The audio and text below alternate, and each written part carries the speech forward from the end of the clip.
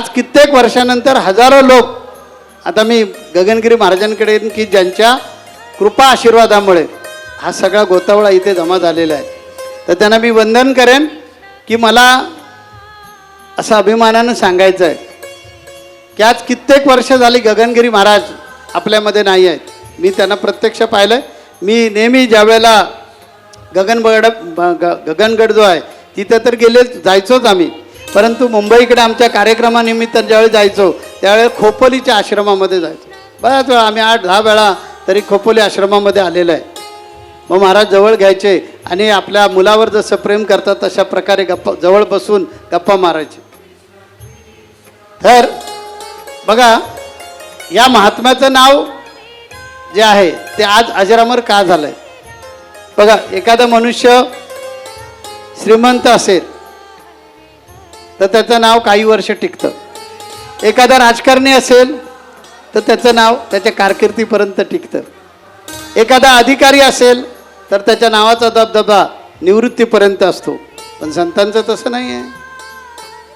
शेकडो वर्ष झाली तरी सुद्धा संत, माऊली ज्ञानेश्वर माऊली किती वर्ष झाले आपल्यामध्ये नाही आहेत, परंतु त्यांचं नाव अजरामर आहे.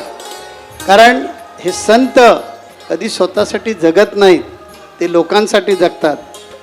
परमपूज्य गगनगिरी महाराज जे आहेत हे सुद्धा स्वतःसाठी जगले नाहीत, लोकांसाठी जगले. त्यांनी निसर्गाला गुरु मानलं, साधनेला जीवनामध्ये त्यांनी महत्त्व दिलं आणि लोककल्याणाला आपलं त्यांनी कर्तव्य समजलं. सिद्धयोगी, जलतपस्वी, नाथपंथीय अशा प्रकारच्या अनेक पदव्या त्यांना लोकांनी दिल्या.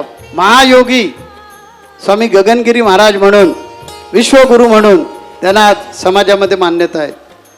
महाराजांबद्दल बऱ्याच लोकांना माहिती आहे, परंतु जे नवीन असतील त्यांच्यासाठी महाराजांचा जन्म 1906चा आहे आणि आमचे गुरु महाराज जे आहेत त्यांचा जन्म 1905चा आहे.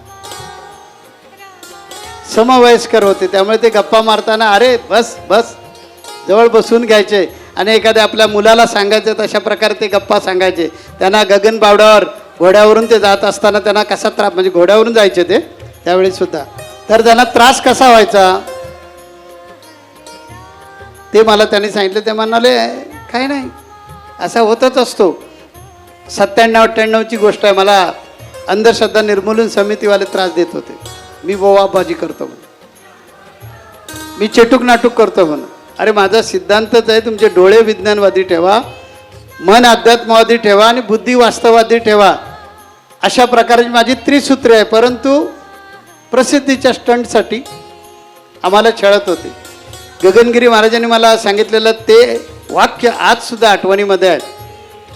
पिकलेला आंबा असतो ना, त्याच्यावरच लोक दगड मारतात. त्यामुळे म्हणाले हे लक्ष नाही ठेवायचं. माझी कपनी फाडली म्हणाले काही लोकांनी. बावड्याला असताना घोड्यावरून मी यायचो खाली गडावर, खाली जिथे तो घोड्याची समाधी वगैरे आहे ना तिथे. तर असे प्रसंग जीवनामध्ये येत असतात, घाबरायचं नसतं, आपण काम करत राहायचं. पिकलेल्या झाडावरच कोणीतरी दगड मारत असतात. तुम्ही कायम माझ्या मनामध्ये ठेवलं, लक्षात ठेवलं.